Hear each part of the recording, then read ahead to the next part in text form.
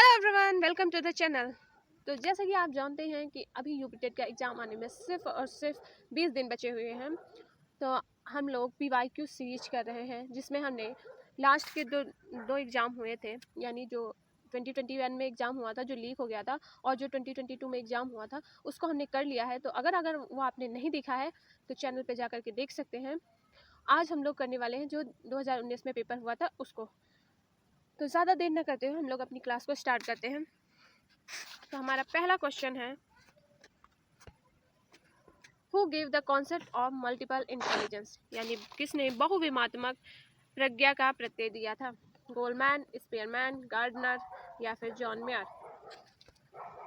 Multiple intelligent जो theory है ये गार्डनर की थ्योरी है। इसमें इन्होंने कुल 8 प्रकार की इंटेलिजेंस की बात की है एज पर NCERT। सो इसका जो राइट ऑप्शन होगा वो होगा option number D. Next question पे चलते हैं।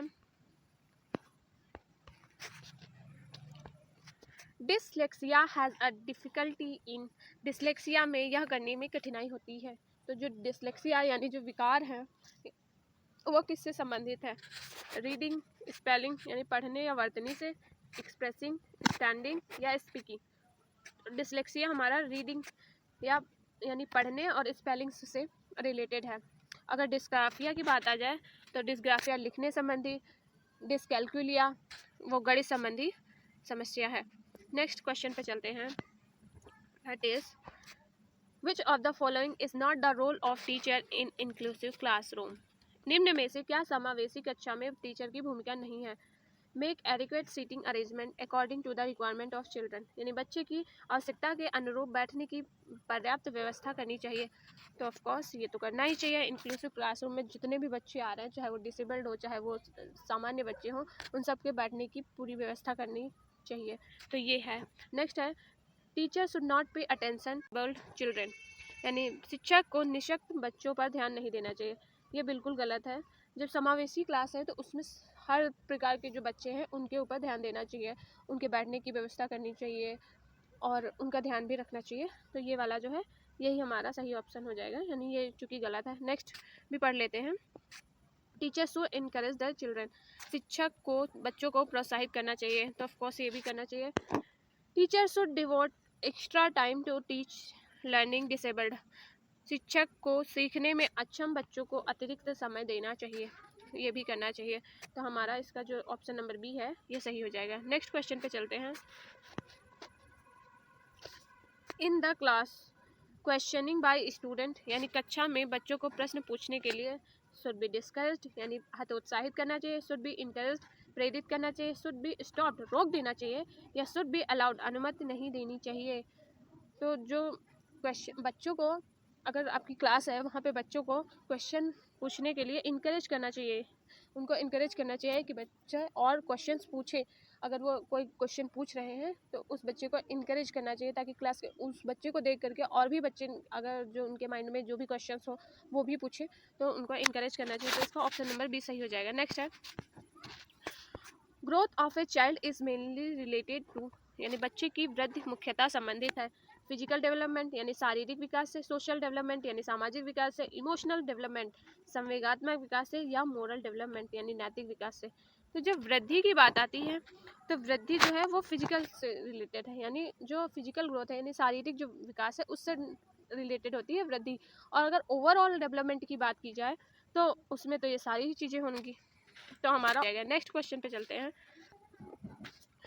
ह्यूमन डेवलपमेंट स्टार्ट फ्रॉम, मानव विकास का प्रारंभ होता है प्री नेटल स्टेज से, प्री चाइल्डहुड स्टेज से यानी पूर्व बाल्यावस्था से, पोस्ट चाइल्डहुड स्टेज यानी उत्तर बाल्यावस्था से, या स्टेज ऑफ इन्फेंसी यानी शैशवावस्था से। तो जो मानव का विकास है वो कहाँ से स्टार्ट होता है? वो होता है गर्भावस्था यानी वूम्ब से। तो जो विकास है वो कहा जाता है कि वूम्ब से टुम्ब तक चलने वाली, यानी जो गर्भ से लेकर के कब्र तक चलने वाली प्रक्रिया है विकास। तो इसका पहला ऑप्शन नंबर सही हो जाएगा। नेक्स्ट है, the conditions of learning book is written by, the conditions of learning पुस्तक के लेखक हैं E.L. Thorndike, B.F. Skinner, R.M. गैने या I.P. पावलोव। तो जो कंडीशंस ऑफ लर्निंग पुस्तक है ये है R.M. गैने की बुक। इससे रिलेटेड और भी जो बुक्स हैं जैसे जो इम्पोर्टेंट बुक्स पूछी गई हैं एग्ज़ाम में, या एक दो जिनकी पॉसिबिलिटी है, उनको हम नेक्स्ट वीडियो में कवर करने वाले हैं। कल अराउंड आपको 11 बजे तक वो वीडियो मिल जाएगी।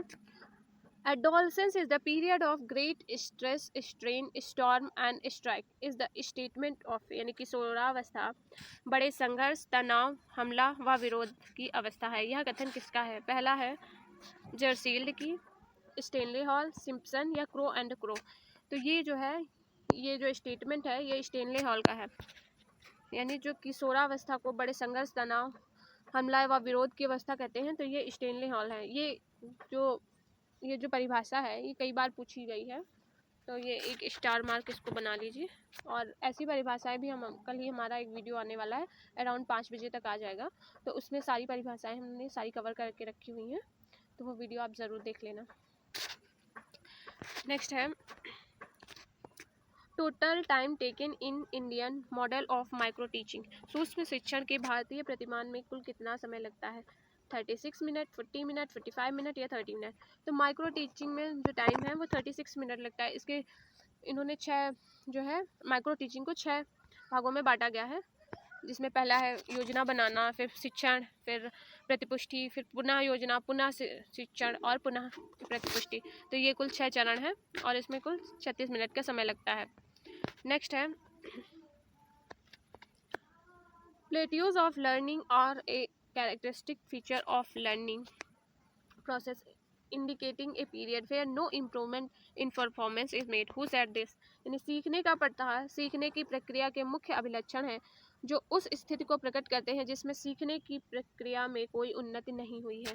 ये कथन किसका है? गेट्स का, हॉलिंगवर्थ का, रॉस का या स्किनर का? तो है रॉस। ऑप्शन नंबर सी हमारा राइट ऑप्शन हो जाए। If a teacher finds a problematic child in the classroom, what should he does? यदि शिक्षक जो है कक्षा में एक छात्र को समस्यात्मक बालक के रूप में पाता है तो उसे क्या करना चाहिए? पनिश करना चाहिए, इग्नोर करना चाहिए, provide counselling to the child, या फिर send the child back to home immediately? तो ये तो गलत है। बच्चे को क्यों घर भेज दोगे? अगर उसको कोई प्रॉब्लम है, उसको कोई समस्या है, तो उसको इसके लिए तो घर नहीं भेज सकते, ये भी गलत है। उसको नज़रअंदाज भी नहीं करना चाहिए, बच्चे को दंड भी नहीं देना चाहिए। तो एक ही इसमें से पॉजिटिव है, वो है कि बच्चे को काउंसलिंग देनी चाहिए, उसको परामर्श देना चाहिए, उससे बातचीत करनी चाहिए, उसकी समस्याओं को सुनना चाहिए। तो इसका जो ऑप्शन नंबर सी है वो हमारा सही हो जाएगा। नेक्स्ट क्वेश्चन है cocurricular activities are mostly related to, यानी पाठ्य सहगामी क्रियाएं मुख्यतः संबंधित हैं डेवलपमेंट ऑफ एजुकेशनल इंस्टीट्यूट, यानी शैक्षिक संस्थानों के विकास से, all round development of student, छात्रों के सर्वांगीण विकास से, प्रोफेशनल डेवलपमेंट ऑफ स्टूडेंट, छात्रों के वृत्तिक विकास से, या मेंटल डेवलपमेंट ऑफ स्टूडेंट, यानी छात्रों के मानसिक विकास से। तो जो को करिकुलर एक्टिविटीज़ हैं वो बच्चे के ऑल राउंड डेवलपमेंट यानी बच्चे के सर्वांगीण विकास से संबंधित है। उसका इसमें फिजिकल भी डेवलपमेंट होगा, उसका इसमें मेंटल डेवलपमेंट होगा, उसका इसमें साइकोलॉजिकल डेवलपमेंट होगा, इसका जो है खेल के माध्यम से उसका जो है मोरल डेवलपमेंट होगा। बच्चे आपस में सहयोग बनाकर सीखना सीखेंगे, बहुत सारी चीज़ें बच्चे आपस में सीखते हैं, तो ये ऑल राउंड डेवलपमेंट होगा, यानी ऑप्शन नंबर बी हमारा सही हो जाएगा। नेक्स्ट है home of the following has not propounded the learning theory, निम्न में से किसने अधिगम सिद्धांत का प्रतिपादन नहीं किया? कोहलर ने, स्किनर ने, बीएस ब्लूम ने या थॉर्नडाइक ने? तो इन तीनों ने ही किया है, तो इसका राइट ऑप्शन हो जाएगा बीएस ब्लूम। इन्होंने अधिगम का सिद्धांत नहीं दिया है, कोहलर ने दिया है। कोहलर ने किस पर प्रयोग किया था? चिंपैंजी पे, चिंपैंजी उसका नाम था सुल्तान। नेक्स्ट है जो है स्किनर ने प्रयोग किया था कबूतर और चूहे पे, और थॉर्नडाइक ने प्रयोग किया था बिल्ली पे। तो ये पूछा जाता है एग्जाम में, और आपने देखा भी होगा कि अगर आपने लास्ट वीडियोस देखी होंगी तो उसमें मैंने करा के रखा है कि क्या क्या क्वेश्चंस आए हैं, तो ये बहुत ही इंपॉर्टेंट हो जाते हैं अधिगम के जितने भी सिद्धांत हैं। नेक्स्ट है meaning of stagnation in education, यानी शिक्षा में अवरोधन का तात्पर्य क्या है? Taking not admission in school by children, विद्यालय बालक का जो है विद्यालय में प्रवेश ना लेना, बालक का विद्यालय ना जाना, बालक द्वारा विद्यालय छोड़ देना, या किसी बालक का 1 वर्ष से अधिक एक ही कक्षा में रहना। तो जो अवरोधन है यानी स्टैग्नेशन है वो है कि एक ही कक्षा में एक बच्चे का बार बार एक ही क्लास में रहना, इसको कहते हैं स्टैग्नेशन, और एक होता है अपव्यय। तो जो अपव्यय होता है उसमें क्या होता है कि जो बच्चा है वो अपनी शिक्षा पूर्ण होने से पहले ही छोड़ देता है, यानी अपनी जो प्राइमरी एजुकेशन है उसको नहीं कर पाता और बीच में ही क्लास अपनी जो पढ़ाई है उसको छोड़ देना, उसको कहते हैं अपव्यय। तो ये दोनों चीज़ें आती हैं एग्जाम में। नेक्स्ट है,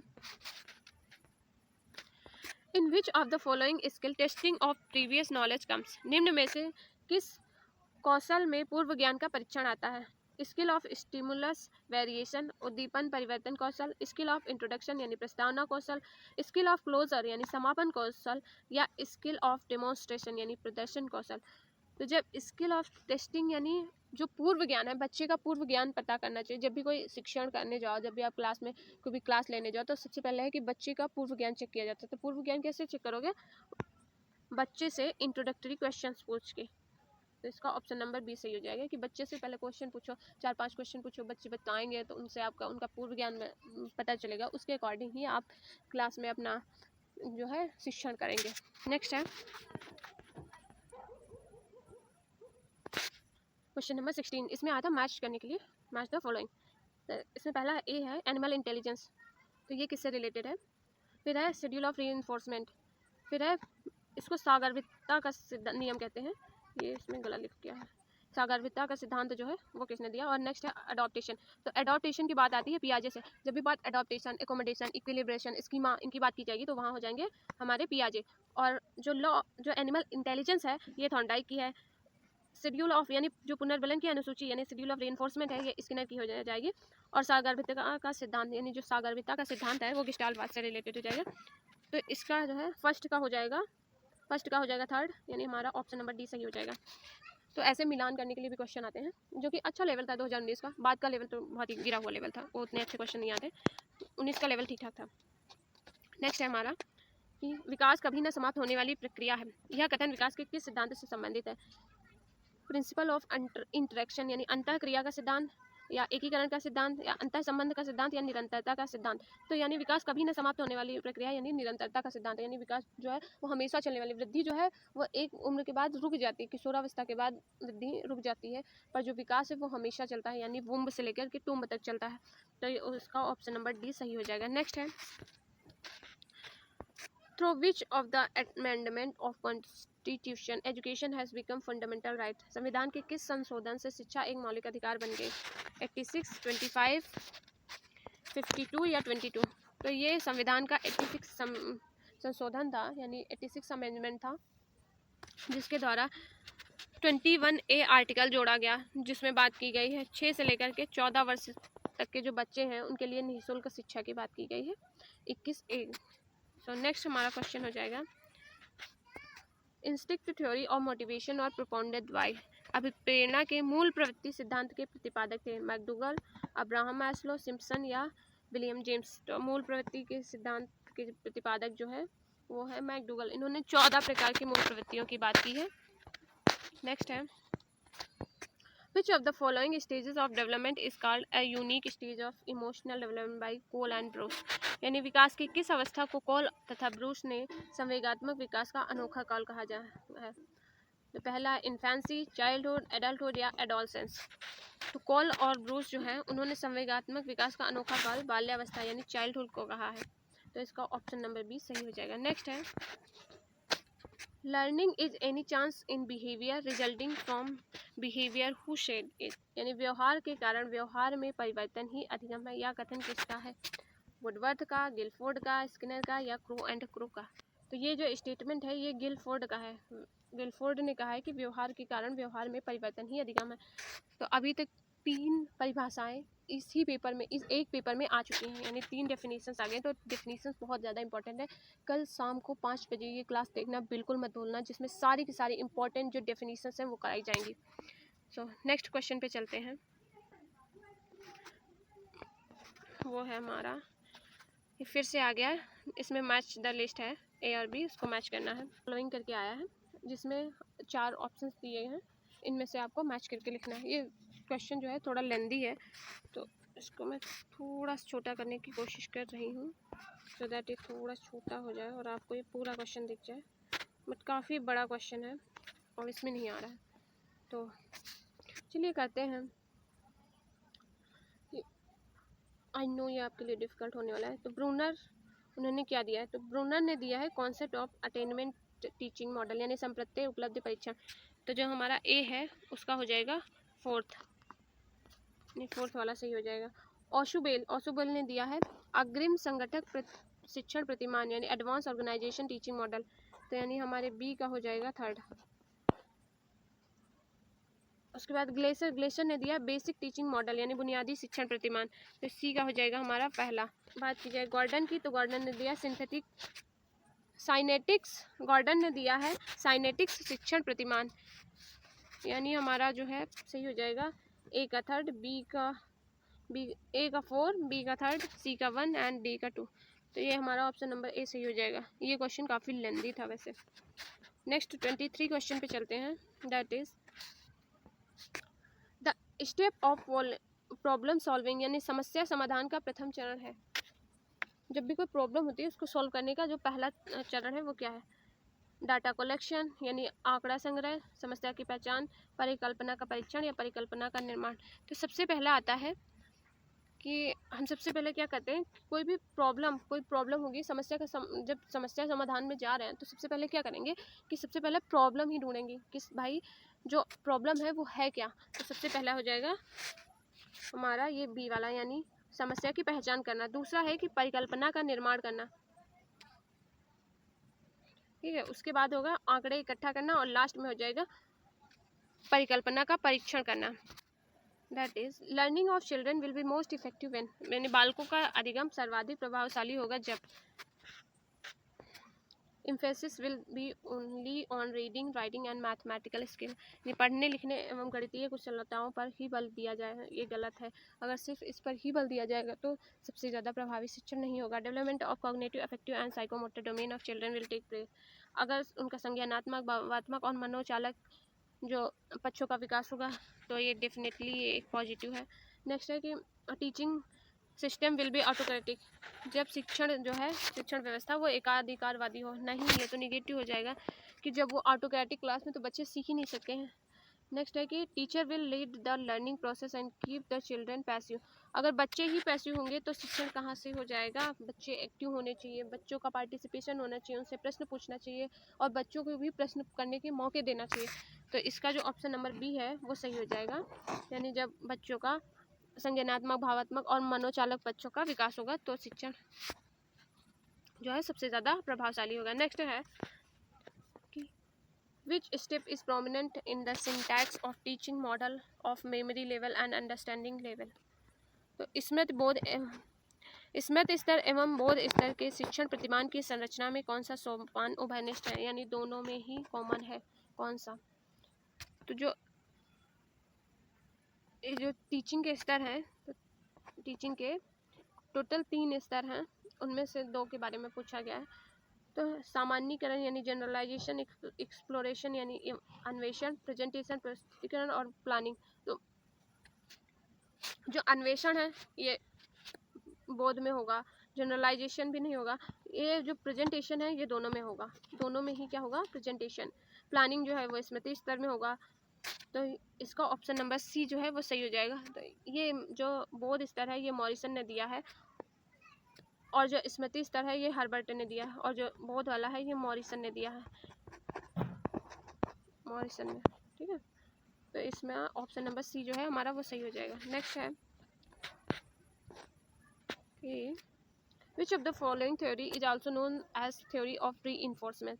निम्न में से किस सिद्धांत को पुनर्बलन का सिद्धांत भी कहते हैं। क्लासिकल कंडीशनिंग थ्योरी, शास्त्रीय अनुबंधन, स्टिमुलस रिस्पॉन्स थ्योरी यानी एसआर थ्योरी, या थ्योरी ऑफ इंसाइट यानी सूझ का सिद्धांत, या ऑपरेंट कंडीशनिंग थ्योरी यानी क्रिया प्रसूत अनुबंधन सिद्धांत। तो जो रीइंफोर्समेंट यानी पुनर्बलन का सिद्धांत है उसको क्रिया प्रसूत अनुबंधन सिद्धांत भी कहा जाता है। इसको दिया है स्किनर ने, ये स्किनर की थ्योरी है। सूझ का सिद्धांत या इसको पूर्णाकृति का सिद्धांत भी कहते हैं, ये दिया है कोहलर, कुफ्फा, वर्दिमर यानी जो गेस्टाल्टवादी हैं उन्होंने दिया है। एसआर थ्योरी यानी उद्दीपक अनुक्रिया सिद्धांत, ये दिया है थॉर्नडाइक ने। और क्लासिकल कंडीशनिंग थ्योरी यानी शास्त्रीय अनुबंधन का सिद्धांत दिया है पावलाव ने। तो इसका जो हमारा 4th है ऑप्शन नंबर डी वो सही हो जाएगा। नेक्स्ट क्वेश्चन पे चलते हैं, वो है विच Which of the following stages is not the part of Bruner's cognitive development theory? निम्न में से कौन सी अवस्था ब्रूनर के संज्ञानात्मक विकास से संबंध का अंग नहीं है? अंतःप्रज्ञावस्था, प्रतिबिंबात्मक, संकेतात्मक या क्रियात्मक? इनएक्टिव, आइकॉनिक, सिंबॉलिक और इनएक्टिव, ये तीनों तो हैं, पर जो अंतःप्रज्ञावस्था है ये ब्रूनर के जो संज्ञानात्मक विकास है उसका अंग नहीं है, तो इसका ऑप्शन नंबर ए सही हो जाए। Morrison has described the 5 steps in his teaching model at understanding level which are Morrison ने बोध स्तर के शिक्षण प्रतिमान में 5 पदों का वर्णन किया है जो है, यानी इनको बेसिकली जो है क्रम से लगाना है। प्रेजेंटेशन, खोज, संगठन, आत्मसातीकरण या वाचन या अभिव्यक्ति। तो सबसे पहले आता है खोज, यानी सबसे पहले एक्सप्लोरेशन, यानी कुछ भी खोज जाते हैं। उसके बाद आती है प्रेजेंटेशन, यानी पहले दूसरा होगा, सेकंड, फिर होगा फर्स्ट, और उसके बाद आता है हमारा एसिमिलेशन, यानी किसी चीज़ को आत्मसातीकरण करना, तो हो जाएगा हमारा फोर्थ वाला। फिर होता है ऑर्गेनाइजेशन, यानी उस चीज़ की व्यवस्था करना, संगठन करना, तो इन्होंने दिया फिर थर्ड। और सबसे लास्ट में आ जाएगा रेसिटेशन, यानी वाचन या अभिव्यक्तिकरण, तो इसमें से हो जाएगा पहले दूसरा है, पहला है, फिर चौथा, तो यानी ऑप्शन नंबर बी जो है वो सही हो जाएगा। सो नेक्स्ट क्वेश्चन है, विच of the following is not related with cognitive domain? निम्न में से कौन सा संज्ञानात्मक क्षेत्र से संबंधित नहीं? Valuing, application, understanding, knowledge. तो ये जो है ये ब्लूम ने दिया है। ब्लूम ने अपनी टैक्सोनॉमी जो है, ब्लूम टैक्सोनॉमी, उन्होंने इसमें जो कॉग्निटिव डेवलपमेंट है उसके बारे में, जो कॉग्निटिव डोमेन है ब्लूम ने उसमें बात की है। तो इसमें वैल्यूइंग जो अनुमूल्यन है ये नहीं होगा, बाकी ये तीनों ही होते हैं, तो इसका जो ऑप्शन नंबर ए है वो सही हो जाएगा। जो ब्लूम है इन्होंने 3 प्रकार के एच की बात की है। पहला है हेड, यानी मस्तिष्क, यानी संज्ञान, यानी कि कॉग्निटिव की बात की है। दूसरा है हार्ट, यानी भावनात्मक, यानी भावात्मक की बात की है। और तीसरा है हैंड का मतलब फिजिकल, यानी कार्यात्मक की बात की है। तो जो पहला एच है, यानी कि जो हमारा हेड है, उसको इन्होंने 6 भागों में बांटा हुआ है। सबसे पहले आता है नॉलेज, फिर आती है अंडरस्टैंडिंग, उसके बाद है एप्लीकेशन यानी अनुप्रयोग, फिर आता है विश्लेषण, उसके ऊपर आता है सिंथेसिस यानी संश्लेषण, और लास्ट में आता है इवेल्युएशन यानी मूल्यांकन। सो नेक्स्ट क्वेश्चन पे चलते हैं। हो जाएगा विच of the following is not the curve of learning, यानी निम्न में से कौन सा अधिगम का वक्र नहीं है? कॉनकेव यानी नतोदर, कॉम्बिनेशन टाइप यानी मिश्रित, उसके बाद आ जाएगा लॉन्गिट्यूडनल या कॉन्वेक्स यानी उन्नतोदर। तो उत्तल भी होता है, अवतल या नतोदर भी होता है, कॉम्बिनेशन भी होता है, पर ये जो है लंबवत ये नहीं होता है। एक और होता है वो है सरल वाला। तो ये कुल 4 प्रकार के होते हैं, ये नहीं होते हैं। तो हमारा जो 30 क्वेश्चंस हैं वो कंप्लीट होते हैं। अगर आपको वीडियो अच्छी